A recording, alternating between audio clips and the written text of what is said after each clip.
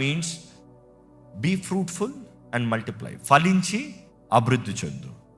So next ఆయన ప్రార్థన చూస్తే 10వ వచనంలో చదివితే మనం చూస్తున్నాము, దేవా నా సరిహద్దులు విశాలపరచు. నెక్స్ట్ మీ ప్రార్థన అది ఉండాలి. ఏంటి ఆ ప్రార్థన చెప్పండి? సరిహద్దులు విశాలపరచు అన్నదప్పుడు నన్ను అధికంగా చేయి, నన్ను ఫలింపజేయి, నా జీవితంలో అధికమైన కార్యాలని, తరుణాలని నాకు అనుగ్రహించు, నన్ను గొప్ప చేయి, నాకు కావాల్సిన గొప్పగా నాకు కావాల్సిన అన్ని అనుగ్రహించు. Make my things numerous, that is one of the translation. Make me multiply, that is one of the translation. Make me to become great, that is one of the translation. Also increase my boundaries, that is one of the translation. And the majority of the translation you see is this: expand my territories, enlarge my territories.